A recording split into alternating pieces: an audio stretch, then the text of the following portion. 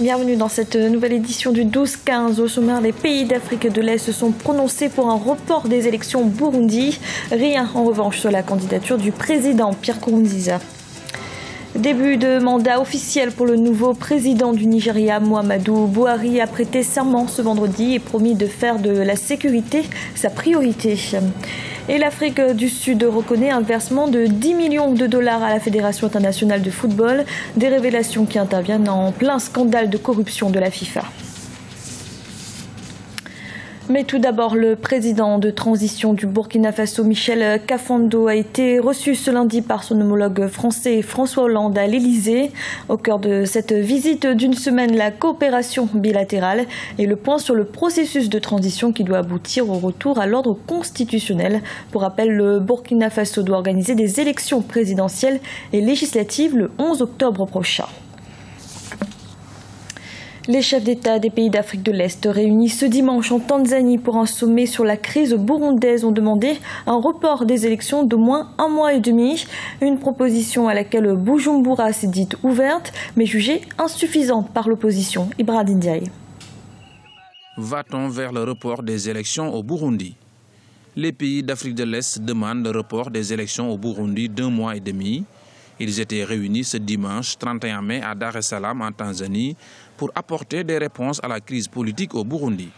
Cette période devrait permettre de consulter l'ensemble des acteurs du conflit. La décision des pays de l'East Africa Community concernant le Burundi de reporter d'1 mois et demi des élections n'a pas beaucoup satisfait la société civile et l'opposition parce que c'est considéré comme n'ayant pas réglé la question du 3e mandat qui est la question principale au Burundi. Et pendant 1 mois et demi, il est difficile de désarmer les milices Imbonerakure et aussi réorganiser la CENI parce qu'il y a déjà 2 personnes sur 5 qui ont quitté le Burundi, qui ont démissionné. Le gouvernement est très satisfait parce que le 3e mandat n'a pas été touché. Ce qu'on peut aussi dire, c'est l'absence du président Paul Kagame, le président rwandais. L'absence était prévisible parce que le Conseil des ministres des pays de l'East Africa Community avait déjà occulté la question du 3e mandat et Kagame, il est le plus acharné. Pour le départ du président Nkurunziza, il aimerait bien, il a déjà dit plusieurs fois que le président Nkurunziza quitte le pouvoir pour laisser la place aux autres parce que, non pas pour vraiment la question du 3e mandat, mais parce que c'est le peuple burundais qui ne veut plus de lui. Les chefs d'État de l'Afrique de l'Est ont lancé un appel pour inviter tous les partis à faire preuve de retenue et à retrouver la table des négociations. Mais pour la rue burundaise et la société civile, la demande des chefs d'État de reporter les élections est une non-décision. Selon certains individus que j'ai pu rencontrer, en fait, ils sont déçus parce qu'ils pensaient que le sommet devrait se prononcer sur le 3e mandat du président de la République, mais ça n'a pas été le cas.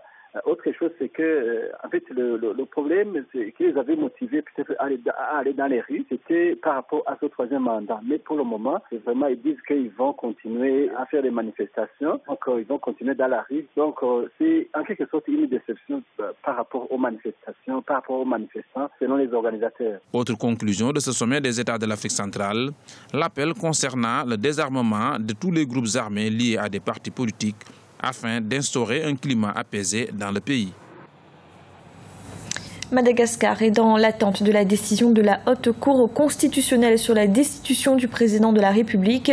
Une destitution réclamée par une majorité de députés à l'Assemblée nationale. Face à la crise institutionnelle que traverse le pays, l'armée affiche sa neutralité et son attachement au respect de la Constitution. Au Nigeria, le nouveau président Muhammadu Buhari a officiellement été investi ce vendredi lors de la cérémonie de prestation de serment. Il a notamment annoncé ses priorités, un mandat qui compte placer sous le signe du rétablissement de la sécurité et de la lutte contre Boko Haram. Aminata Diak. Le Nigeria a officiellement investi son nouveau président Muhammadu Buhari, 72 ans. Après sa victoire le 28 mars 2015, nombreux sont les Nigérians qui ont placé beaucoup d'espoir en lui. En effet, de nombreux défis sont à relever, notamment rétablir la sécurité dans le nord-est du pays, toujours en proie à Boko Haram, une lutte contre le groupe islamiste dont le chef de l'État s'est donné comme priorité et dont le premier chantier passe d'abord par la réorganisation de l'armée. Nos forces de sécurité ont accompli des progrès ces dernières semaines, mais la victoire n'est pas possible en conservant un centre de commandement et de contrôle à Abuja. Pour certains spécialistes, la lutte contre les djihadistes est l'une des premières priorités, mais également la relance de l'économie affectée par la chute du prix du baril de pétrole. Déjà, je pense que sa première mission consistera à resserrer les rangs de l'armée, à resserrer les dispositifs de sécurité au niveau national, afin qu'il y ait une claire collaboration entre l'armée, la police et la gendarmerie, ainsi que les différents services spéciaux. Je crois qu'à ce niveau, il a suffisamment d'expérience pour pouvoir matérialiser cette ambition doctrinale. Deuxièmement, je pense que c'est quelqu'un qui connaît très bien son pays sur le plan du désastre et de la gestion de la gouvernance économique. Et sur ce plan, je pense que sa capacité à discipliner les fonctionnaires, mais aussi à lutter efficacement contre la corruption, l'aidera à susciter l'adhésion de la population qui verra en lui celui qui peut être capable de régler les problèmes sociaux auxquels elles font face. Remporter la guerre contre Boko Haram semble aujourd'hui périlleux face à leur avancée dans le pays. Les islamistes ne cessent de multiplier les attaques. Dernière en date ce samedi 30 mai à Maïdougouri, une bombe a explosé dans une mosquée faisant 26 morts selon la police. Et à peine investi, le président nigérian effectue déjà sa première visite officielle à l'étranger. Il est ainsi attendu dès ce mercredi à Niamey, au Niger, sous le signe de la coopération dans la lutte contre le groupe terroriste Boko Haram. Le chef de l'État du Nigeria se rendra par la suite au Tchad. L'Afrique du Sud a reconnu ce dimanche un versement de 10 millions de dollars en 2008 à la Fédération internationale de football. Des révélations qui interviennent en plein scandale de corruption de la FIFA.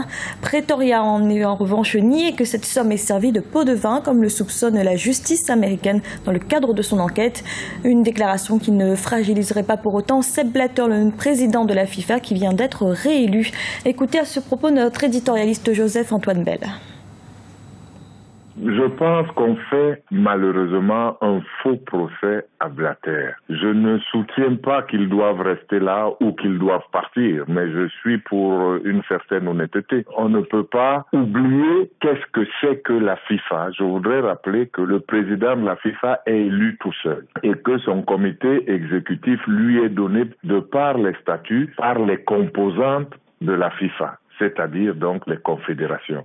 Donc il n'est pas responsable du personnel qui arrive à la FIFA, du personnel élu, je veux dire. Et donc le comportement éventuel d'un Hayatou ou de Blazer ou de Platini n'engage pas directement la responsabilité personnelle de monsieur Blatter. Cela engage peut-être la FIFA, c'est sûr, mais la FIFA n'est pas la propriété de Blatter.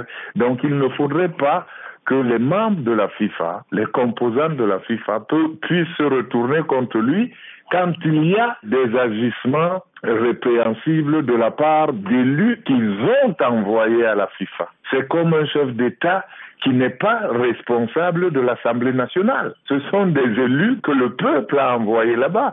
Un chef d'État ne peut pas démissionner sous prétexte qu'il y a des députés du parti, puisque lui, étant devenu président, n'est plus chef de parti, et bien, il n'est pas responsable du comportement des députés.